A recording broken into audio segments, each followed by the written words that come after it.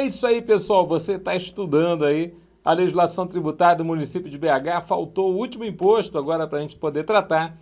Imposto importantíssimo, cai bastante na sua prova, o nosso IPTU. Eu falo assim para o aluno que está estudando a legislação tributária aqui com a gente no Gran Curso Online. O importante é que você conheça os tópicos principais de cada um dos impostos, né? Então a gente vai ter aí no finalzinho do nosso curso uma aula com exercícios e também nós vamos ter aí a informação de quais são os artigos que eu considero mais relevantes para você poder estudar. Depois que você leu tudo aí comigo, estudou tudo comigo, você vai ter que revisar a matéria e alguns artigos são aqueles que você não pode deixar de ir para a prova sem esses artigos aí dentro da nossa legislação tributária, tá bom? Então eu vou te dar esse toque também para poder te ajudar na sua preparação. Outra coisa é o seguinte, é difícil a gente manter um grau de estudante, um grau de estudos em meio a uma pandemia, não é verdade? Então você que está aí estudando, se esforçando, se esfolando, às vezes com todas as outras afazeres dentro da sua casa, às vezes você tem crianças pequenas, como eu tenho, e que a princípio estão estudando em casa, né? Tudo online, né? Quem diria, né? Se alguém fosse falar algum tempo atrás de que as nossas crianças iam estudar em casa, né? Online, mesmo independente de qual idade, né? Dos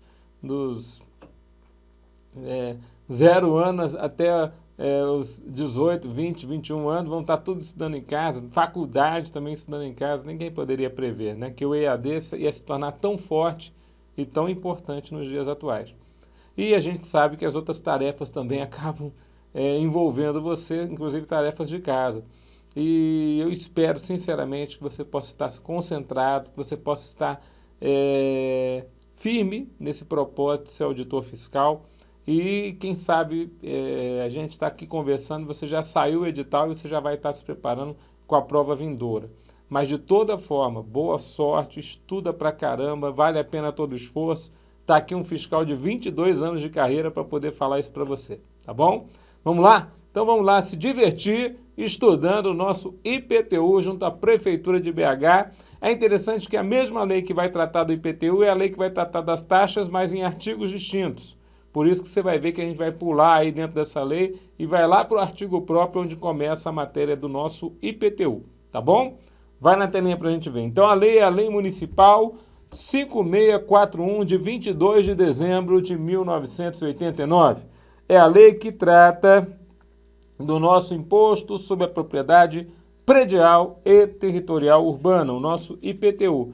Imposto sobre a Propriedade Predial e Territorial Urbana, o nosso IPTU. Então, o nosso imposto incide sobre a propriedade. É o nosso primeiro imposto, né, que nós conhecemos aí sobre a propriedade. O nosso ITBI é o Imposto sobre Transmissão.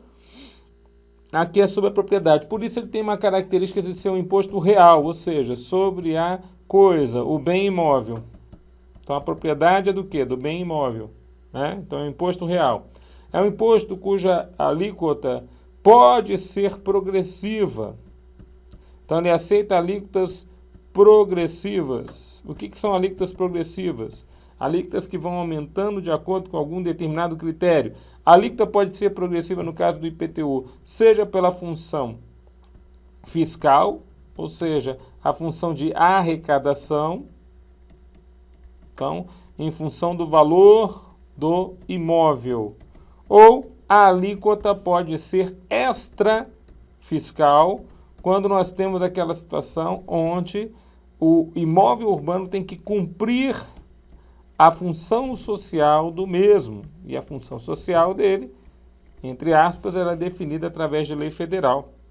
Então, está aí as situações das alíquotas do nosso IPTU. Nós vamos ver como é que funciona aqui em BH, se as alíquotas aqui são progressivas de forma fiscal, ou essa fiscal, ou nenhuma das duas. Vamos ver como é que funciona aqui. Perdão. Em outra situação, nós podemos dizer aqui também que o nosso IPTU é um imposto cujo fato gerador ele se verifica num determinado período de tempo. Então, ele é anual, né? Mas você escolhe um dia do ano para, a princípio, você fazer a cobrança daquele imposto. Então, na virada do ano, normalmente nós cobramos o IPTU relacionado ao ano todo. Então, é o que nós chamamos de fato gerador periódico. Tá certo? Nós temos o fato gerador instantâneo, como é o caso do ISS-QN, né? Aconteceu a prestação de serviço, incide o imposto. Nós temos o fato gerador anual, que é o caso do nosso IPTU, que você vai cobrar ele pelo período do ano, mas você escolhe uma data específica para poder fazer essa situação, tá bom? Então, guardemos essa situação para a prova. Então, veja lá. Vamos falar agora da hipótese de incidência do nosso IPTU aqui junto à Prefeitura de BH. O Imposto sobre a Propriedade Predial e Territorial Urbana, o IPTU, tem como fato gerador a propriedade, o domínio útil ou a posse. Olha só que interessante. Propriedade, domínio útil, posse. São situações interessantes. O que é a propriedade? É o direito que tem a pessoa, que é o proprietário, a usar, gozar e dispor do bem. Então, ele, a princípio, ele se utiliza do bem porque ele detém o domínio total. Quem detém o domínio é o proprietário. Mas uma parte do domínio pode ser cedida a uma pessoa através do que nós chamamos aí a transferência do domínio útil. É o caso do enfiteuta. Na enfiteuse, né, que ainda existe, apesar de ela ser ao tempo lá do Código Civil Antigo, de 1916, a enfiteuse ainda existe e o enfiteuta é aquele que detém o domínio útil sobre a terra. Então, é uma situação interessante. E nós temos também aquele que detém a posse. Olha aqui para mim. É interessante na enfiteuse, nós sabemos que a enfiteuse ainda existe no Brasil, porque ela tem alguns institutos que a tornam, em certos casos, vitalícia. Então, a enfiteuse vitalícia vai ser até o final, quer dizer, ela continua a viger, continua a ter efeitos, mas novas enfiteuses não poderão ser criadas. E na enfiteuse nós temos aquele que é o titular do domínio direto, que a princípio entrega uma parte do domínio, que é o domínio útil, o domínio de utilizar o bem, para o enfiteuta ou foreiro, sobre troca da pessoa, a princípio o foreiro, em fazer o pagamento de foros anuais, e também, quando ele transferir esse direito de enfiteuse, ele transfere através de laudêmios, que normalmente era pago 1,5% do valor do bem imóvel. Quem eram os enfiteutas? Então, a Igreja Católica, por exemplo, o Mosteiro de São Bento, tem lá boa parte da Praia do Flamengo, lá no Rio de Janeiro. Aquela terra toda, aqueles apartamentos lindos lá na beira do aterro do Flamengo, são todos do Mosteiro de São Bento. O Mosteiro de São Bento é aquele que tem o domínio direto daqueles bens imóveis, mas os enfiteutas são todos aqueles que compram apartamentos naquele local e, a princípio, eles não são proprietários plenos daquele apartamento. Eles podem até vender o direito de uso do apartamento para outras pessoas, pagando o laudêmio. Eles podem fazê-lo, mas eles são enfiteutas. Tudo bem? O exemplo? Praia do Flamengo, prédios maravilhosos lá no aterro, e quem é um enfiteuta é, a princípio, o comprador do imóvel. Tá bom? Então, ele também se torna contribuinte. Se fosse aqui em BH, contribuinte do nosso IPTU. Outro que é contribuinte é aquele que detém a posse. E aí não é uma posse qualquer. Tipo, eu acabei de chegar no imóvel, estou na posse dele, então, a princípio, sou visitante na casa, tenho a posse do imóvel, sou contribuinte do IPTU. Não é assim. A posse aqui é a posse com ânimo de dono. É assim que a doutrina chama e a jurisprudência também. A posse com animus domini. Já ouviu falar esse termo? É um termo latino. Vai na telinha. Então, a posse para ser tributada pelo nosso IPTU é a posse com ânimo.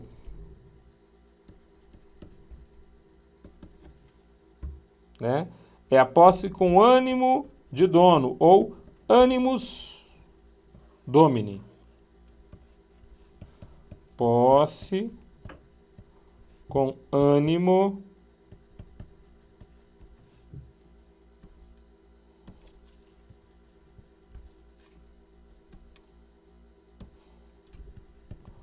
de dono. O que significa isso? Aquele que detém a posse com ânimo de dono, ele considera-se dono daquele imóvel. Então, na realidade, ele não só detém a posse, ele se considera dono do imóvel. Então, por exemplo, um invasor de terra, ele pode se tornar contribuinte do IPTU, porque muitas vezes, qual que é a característica de ter ânimo de dono? Destruir tudo que tem lá, né? Como se fosse o dono. Então tem lá um laboratório e vai lá, quebra tudo e coloca uma casinha para ele, uma plantação para ele, quer dizer, invasor de terra tem ânimo de dono. Agora, é diferente do que nós chamamos do fenômeno da detenção. O detentor, ele também tem a posse direta. Mas a posse direta dele é sem ânimo de dono. Então ele está usando o imóvel, mas ele não tem ânimo de dono. Por exemplo, o caseiro. O caseiro ele tem um contrato de prestação de serviço, ele está usando o imóvel, mas não tem ânimo de dono. Outro exemplo, o locatário. O locatário está no imóvel, né, mas ele está num contrato de locação. Então ele tem a posse direta, mas ele não é o dono. E ele sabe disso, porque ele está assinando até um contrato. Está pagando aluguéis para poder utilizar aquele determinado bem imóvel. Olha aqui para mim. Todo esse papinho aqui acaba sendo bastante importante para a prova, lembrado pelas bancas avaliadoras. Então nós temos vários julgados, né? Quem fez aí o curso da legislação tributária municipal para todos os municípios vai ver vários julgados do STJ a respeito da matéria relacionados à situação de entender que não há como cobrar do locatário o nosso IPTU, a não ser que ele esteja previsto na própria lei do tributo. Né? Quer dizer, se ele estiver previsto na lei do tributo diretamente, aí a lei estabeleceu uma responsabilidade sobre ele. Se não houver lei, não há o que falar do locatário ser cobrado contra o IPTU, mesmo que haja um contrato entre o locador e ele para que se pague aquele tributo. Né? Pode haver um contrato entre o locador e o locatário para que haja o pagamento daquele tributo, mas mesmo assim, né?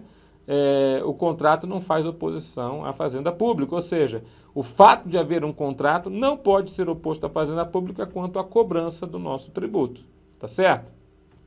Vai na telinha. Então essa posse com ânimo de dono é muito importante para nós descobrirmos se a pessoa é ou não contribuinte do nosso imposto, tá certo? Então, vamos lá para o nome na lei do tributo. O imposto incide sobre a propriedade predial e territorial urbana. Veja, a propriedade predial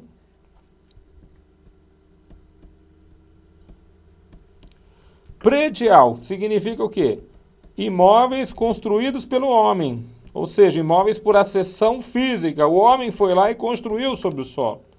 E territorial, a propriedade também territorial é também incidente. Então, terrenos dentro dos limites do município de BH são tributados pelo IPTU. Então, são aqui as terras, o solo. Então, tanto a propriedade predial, ou seja, a acessão física, quanto a territorial, ou seja, o solo, serão tributados pelo nosso imposto. Tá certo? Então, a propriedade, o domínio útil ou a posse do bem imóvel por natureza. Imóvel por natureza, solo. Imóvel ou imóvel por acessão física, a construção feita sobre o solo. Então, o barracão, o galpão, a sala comercial, a própria residência da pessoa, tudo isso para nós, a propriedade desses bens é fato gerador do nosso tributo. Tá certo, pessoal? Guarda essa informação importante aqui para a gente poder levar para a prova. Bom, aí ele fala, ó, conforme definido na lei civil, ou seja, a lei civil é que vai classificar aquele bem imóvel como imóvel por natureza ou imóvel por acessão física. O que significa isso, professor? Significa que essa classificação de bens imóveis por natureza ou por acessão física é algo feito exatamente para que nós possamos ter aí a situação relacionada ao tributo, né? Quer dizer, você a princípio vai ter uma definição não dada pela lei tributária, né? Mas sim pela lei civil, tá certo? Localizado na zona urbana do município, ou seja, para pagar IPTU, o imóvel tem que estar na zona urbana. E aí vem uma outra importante característica da nossa aula. Olha aqui para mim. Eu sempre tenho que cercar o boi. O que é isso? As questões mais práticas que sempre caem nas provas quanto à legislação municipal, quanto ao nosso IPTU, uma delas é justamente sobre o nosso fato gerador. Então, saber que a posse é com ânimo é importante. Saber que o locatário está fora do campo de ser responsável pelo pagamento do IPTU é importante. E agora, saber o conceito de zona urbana é extremamente importante. Por quê? Porque o conceito de zona urbana, a gente tem que ver o que a Prefeitura de BH aceita neste conceito. Tá bom? Vai na telinha. Então, já entendemos que o imóvel, para ser tributado pelo nosso IPTU, tem que ser aquele imóvel que está dentro da zona urbana municipal. Então, a gente vai ver agora o que é a zona urbana para o município. Entende-se como zona urbana, parágrafo único do artigo 63, a que for dotada dos melhoramentos e dos equipamentos mínimos indicados em lei complementar federal. Quando ele fala lei complementar federal, entenda que o Código Tributário Nacional, tá? Essa lei complementar federal que ele cita aqui é o próprio CTN. E ainda a área urbanizável ou área de expansão urbana constante de loteamentos quando destinados à habitação ou quaisquer outros fins econômicos urbanos. Professor Tudão, então ele está falando que as melhorias, os melhoramentos e os equipamentos, ou seja, as construções feitas pela Prefeitura de BH ou mantidas pela Prefeitura, é que vão ser levadas em consideração para fins da gente saber se aquele determinado imóvel é considerado urbano ou rural. Tá legal. Mas aonde que está isso, professor? Está lá no CTN, no artigo 32, parágrafo 1º. Vamos ver lá? Vai na telinha. Então, na verdade, eu te ajudei aqui, ó, trazendo já, né, o famoso artigo 32, parágrafo 1º, que você já estudou algumas vezes lá quando você estava estudando direito tributário, mas agora é a hora da gente estudar pensando na legislação de BH.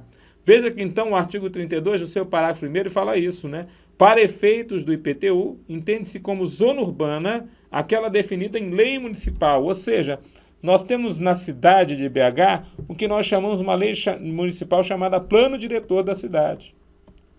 Então, o plano diretor é o que vai dizer cada área de BH, o que vai poder construir, quais são as limitações, quais são as zonas, tá certo? Então, o plano diretor, a lei municipal, vai definir aquela área como urbana. Observado um requisito mínimo. Então, nós temos um requisito que é mínimo. A existência de melhoramentos. Ele chama de melhoramentos. Lá ele falou sobre melhoramentos e equipamentos indicados em pelo menos 2 dos incisos seguintes. Na verdade, não são somente 2 melhoramentos. Tem que estar um melhoramento no inciso e outro melhoramento em outro inciso, de acordo com o Código Tributário Nacional. E é interessante que a lei de BH cita, ó, de acordo com a Lei Complementar Federal, que na realidade para nós vai ser o CTN, que apesar de ser lei ordinária, o aluno lembra bem que por ser norma geral de direito tributário, tem força de lei complementar. Tá certo?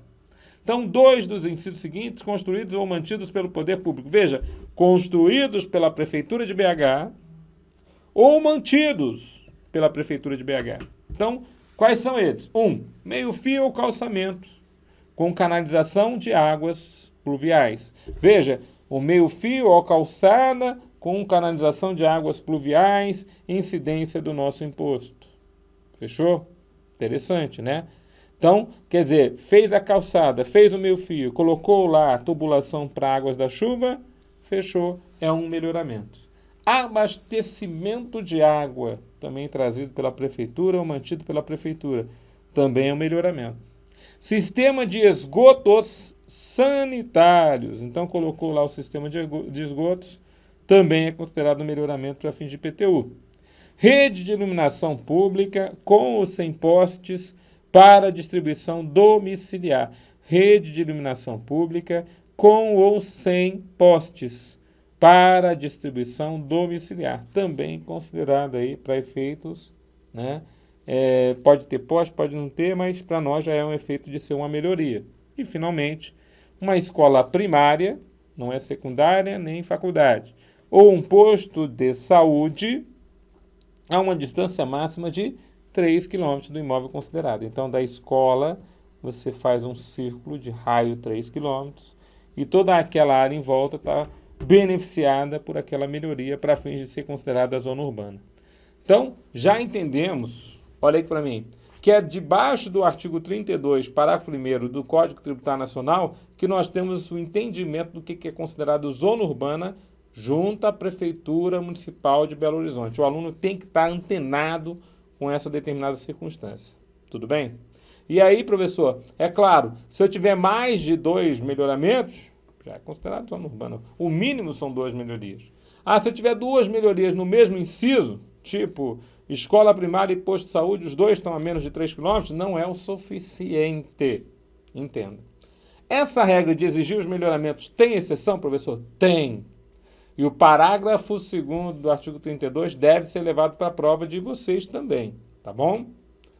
Vai na telinha. Então, a exceção mesmo a esta regra, está lá no parágrafo 2º, que fala assim, ó, a lei municipal, ou seja, o plano diretor da cidade de BH, pode considerar urbanas as áreas urbanizáveis ou de expansão urbana, constantes de loteamentos aprovados pelos órgãos competentes, destinados à habitação, à indústria ou ao comércio. Então, veja, áreas urbanas ou áreas vão ser consideradas também as áreas que estão sendo preparadas para a urbanização, que são as urbanizáveis ou de expansão urbana, desde que estejam dentro de loteamentos aprovados pelos órgãos competentes, quando destinados à habitação, à indústria ou ao comércio, mesmo que localizado fora das zonas definidas nos termos do parágrafo anterior. Interessante aqui a gente ter essa informação aqui para poder levar para a prova, né? E levamos essa informação aí para efeitos de prova. Tá bom, pessoal? Continuando. Artigo 64. Considera-se ocorrido fato gerador. Lembra que o nosso fato gerador não é um fato gerador periódico, né? Então, ele é por um determinado período de tempo, que é relacionado a um ano, só que você tem um aspecto temporal, quer dizer, você diz que o momento da ocorrência desse fato gerador vai se dar na virada do ano. Olha lá, considera-se ocorrido o fato gerador do IPTU aqui em BH no dia 1º de janeiro de cada exercício financeiro. Então, esse é o aspecto temporal. É o momento da ocorrência do fato gerador. Todo dia 1º de janeiro de cada exercício financeiro. É interessante, né, professor? Olha aqui para mim. Que os impostos sobre o patrimônio têm o dia 1º de janeiro como seu dia do fato gerador. É o caso do IPVA dos estados, é o caso do IPTU dos municípios, é o caso do ITR federal. São impostos sobre propriedade cuja incidência ocorre no 1º dia do ano. Então, vira o ano, fato gerador de um monte de tributo. Vira o ano, fato gerador. Então, na hora que você está estourando a champanhe lá, fato gerador. Tá certo? Estamos comemorando vários fatos geradores. A partir de hoje, eu sou devedor do IPTU deste ano. Entendeu? Vai na telinha. Pode parecer meio jocoso, mas essa brincadeira faz você lembrar qual que é o momento desse fato gerador, para que você não se esqueça e leve para a prova. Artigo 65.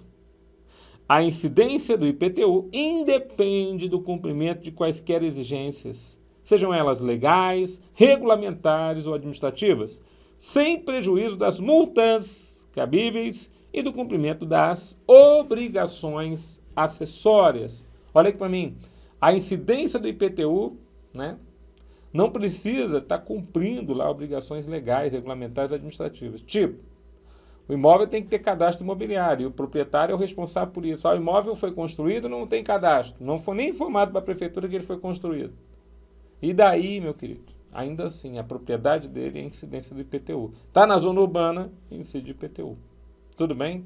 Então, mesmo que ele legalmente não esteja constituído, administrativamente esteja irregular, ou, sabe, ainda assim, a propriedade dele já é fato gerador do nosso tributo. Tá certo? Continua. Bom, o aspecto agora é o aspecto subjetivo do nosso fato gerador. Nós vamos conhecer agora quem que é o sujeito, ou quais são os sujeitos do nosso fato gerador. Então, ó, primeiro sujeito é o sujeito passivo direto, ou seja, aquele que tem relação pessoal e direta com o fato gerador. É o nosso contribuinte do imposto. Então, quem é o sujeito passivo direto que tem relação pessoal e direta com o fato gerador? Quem é o contribuinte do nosso IPTU? Ele fala assim, ó, contribuinte do imposto é o proprietário do imóvel. Então, como o nosso imposto incide sobre a propriedade, o proprietário do imóvel é o nosso contribuinte. Legal, professor? Então, já sei que contribuinte é o proprietário do nosso imóvel, né? E aí ele fala mais, né? Além disso, né? Ele diz que o titular do domínio útil, Então, o enfiteuta ou o foreiro também se tornam contribuintes do nosso IPTU. Então, o enfiteuta ou o foreiro tornam-se contribuintes do IPTU. Ou o seu possuidor. Então, aquele possuidor que tem ânimo de dono também é contribuinte do imposto. Parágrafo único. Os proprietários do imóvel, os titulares do domínio útil e os possuidores são solidariamente responsáveis. Então, veja, os proprietários, os titulares do domínio útil e os possuidores são solidariamente responsáveis pelo pagamento do imposto e pelo cumprimento das obrigações tributárias acessórias, independentemente da identificação do sujeito passivo constante no cadastro imobiliário que serviu para a base daquele lançamento. Olha o artigo, esse parágrafo foi acrescentado pela Lei 11.209 de 19 de dezembro de 2019. Então, uma lei recente, né? Então, o que ele quer dizer com isso, professor? Olha aqui para mim. Às vezes, lá no cadastro imobiliário, está uma informação antiga. Por quê? Porque as pessoas vão lá trocando de proprietário, por exemplo, naquele determinado imóvel, com aquele famoso contrato de gaveta. Ninguém apresenta isso lá para fiscalização. Mas o João vendeu para o Antônio, que vendeu para o Pedro, que vendeu para o Alex. E lá no cadastro da prefeitura ainda está o nome do João. É claro que quando a prefeitura fizer o lançamento do imposto, ele vai levar em consideração aquele que está no cadastro. Mas isso não significa que as outras pessoas que foram proprietárias do imóvel naquele período não estão como devedoras solidárias. O que significa isso, professor? Significa que quem compra ativo mais passivo. Comprou o ativo, comprou a dívida de IPTU que vem junto dele. Lembra que para você se livrar disso, você precisa de uma certidão negativa de débitos, conforme previsto lá no Código Tributário Nacional? Então, tome cuidado com essa informação aqui importante. Todos aqueles que estão relacionados na compra de um determinado imóvel, né, não informaram no cadastro imobiliário, não houve mudança de titularidade segundo o cadastro imobiliário, mas que na verdade dos fatos aconteceu. Todos eles se tornam responsáveis solidários, ou seja, não há benefício de ordem de cobrança. Eu posso cobrar de qualquer um. Lembra disso, né? Vai na telinha. Então, essa solidariedade passiva é exatamente não ocorre o benefício de ordem. Então, se não ocorre o benefício de ordem, nós temos aí uma solidariedade passiva, propriamente dita aí, para efeitos de você levar, inclusive, aí para a prova. Tá certo, pessoal? Então, não esquece dessa situação propriamente dita, né? Quer dizer, se não ocorre benefício de ordem, qualquer um deles pode ser cobrado. Qualquer um deles. Então, se o João vendeu para a Ana, vendeu para o Paulo, vendeu para o Pedro, né? Tudo naquele ano de X0. Passou X1. Está lá o João ainda no cadastro imobiliário. Todos aqueles que foram proprietários se tornam solidários. Não importa. Mesmo que o cadastro imobiliário não tenha sido mudado. Mesmo que um passou para o outro por um contrato de gaveta. Mesmo que isso não tenha sido informado em cartório. Não importa. Todas essas são eles proprietários do imóvel que se tornam responsáveis solidários, independente do sujeito passivo que está constante no cadastro imobiliário. É o que fala a lei. Tá bom? Guarda essa informação aí para a gente poder levar para a prova. Bom, quem são os responsáveis? Responsáveis são os sujeitos passivos que a lei manda pagar o tributo, mesmo não tendo relação pessoal direta com o faturador. Então, aqui a gente está falando agora dos responsáveis tributários. Então, é responsável pelo pagamento do IPTU e das taxas que com eles são cobradas. Então, a gente vai ver que existem taxas cobradas junto com o nosso proprietário. 1. O adquirente, ainda que beneficiário de imunidade ou isenção pelo débito do alienante. Olha só, você adquiriu o imóvel. Lembra daquela máxima que eu falei para você? Quem compra, compra ativo mais passivo. Quem compra o imóvel, compra as dívidas do IPTU que vem com ele. Então, o adquirente ele pode ser até imune do seu IPTU. Se ele fosse proprietário, ele estava imune. Dá um exemplo, professor. Então, o João estava com dívida de IPTU e vendeu o imóvel para a União. A União, ela não paga IPTU sobre os seus imóveis. Por quê? Porque ela é imune. Mas o período que a princípio está sendo cobrado é um período anterior. O João era o proprietário. Então, a União pode ser cobrada, sim, como responsável solidário pela compra do imóvel que tinha dívida de IPTU, que era um IPTU devido por João. Você entendeu? Então é pelo débito que é do alienante, ou seja, do João, e não pelo débito próprio dela. Tá certo? Olha aqui para mim, o tema é interessantíssimo, cai na prova com facilidade. É um outro tema que a gente pode dizer que tem bastante chance de cair na prova dos senhores, é você, a princípio, verificar quem são contribuintes, quem são responsáveis a respeito do nosso IPTU. Fiquem com Deus, bons estudos. Até a próxima aula com, novamente, IPTU.